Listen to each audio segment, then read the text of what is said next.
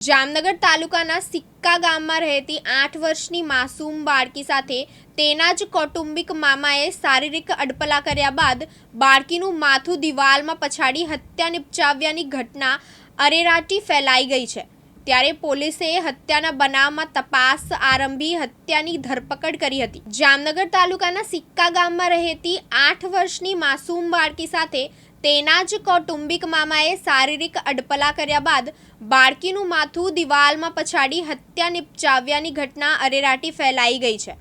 ત્યારે પોલીસે હત્યાના બનાવની વિગત મુજબ જામનગર તાલુકાના સિક્કા ગામમાં કૌટુંબિક મોટા બાપુના ઘરે છૂટાછેડા લીધેલી મહિલા 3 પુત્રીઓ સાથે રહેવા આવી હતી। દરમિયાન મહિલાની 8 વર્ષની બાળકીને તેનો જ કૌટુંબિક મામો હેરાન પરેશાન કરતો હતો તથા અવારનવાર મારકૂટ કરી શારીરિક અડપલા પણ કરતો હતો। આ અંગે બાળકીએ માતાને ફરિયાદ કરતા મહિલાએ તેના કૌટુંબિકને ઠપકો આપ્યો હતો, જેથી તેની માતા અને પુત્રી બંનેને પતાવી દેવાની ધમકી પણ આપી હતી। ત્યારબાદ 3 દિવસ પહેલા બાળકીની માતા ખરીદી કરવા ગઈ હતી ત્યારે પાછળથી 8 વર્ષની બાળકીને કૌટુંબિક મામા નીતિને શારીરિક અડપલા કર્યા બાદ માર મારી દિવાલ સાથે તથા જમીનમાં માથું પછાડી ગંભીર ઈજા પહોંચાડી બેશુદ્ધ કરી દીધી હતી। ત્યારબાદ પરત ફરેલી માતા ઘરે આવ્યા બાદ હોસ્પિટલમાં ખસેડવામાં આવી હતી, જ્યાં બાળકીનું મોત નિપજતા બનાવ હત્યામાં પલટાયો હતો।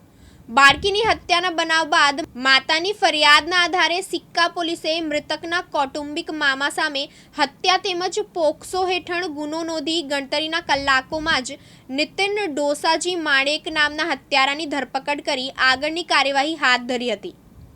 સિક્કા પોલીસ સ્ટેશનમાં ગઈ તારીખ 12/1/25ના રોજ એક ફરિયાદ નોંધાઈ।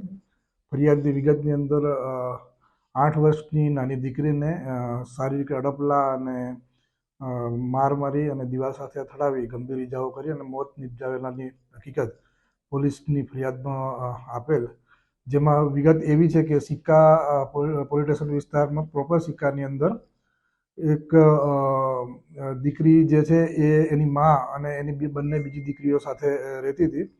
એ એમના માસીના દીકરા નીતિનભાઈ ડોસાજી માણેકના ઘરમાં રહેતા હતા। નીતિનભાઈ ડોસાજીને એના ઘરમાં પ્રતાડિત કરીને રાખતો હતો, પણ જે તે વખતે ઘરની અંદર પોતાને ત્યાં રહેવા દીધેલું હોય, આ લોકો અપોઝ કરતા ન હતા ને એ લોકો દબાણમાં રાખેલું હોય।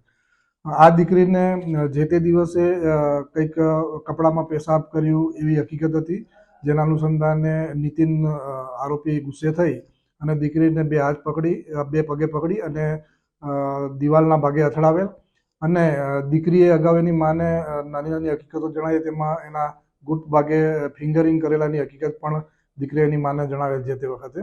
એટલે એ અનુસંધાને ફરિયાદ લઈ અને કાયદેસરની કાર્યવાહી કરેલ છે। હાલ સિક્કા પોલીસ સ્ટેશનના પીઆઈ શ્રી તપાસ કરી રહેલ છે। આરોપી પોલીસ કબજામાં છે અને એના રિમાન્ડ મેળવેલ છે। હાલ તપાસ ચાલુ છે। અનિલ ગોહિલ, દિવ્યાંગ ન્યૂઝ, જામનગર।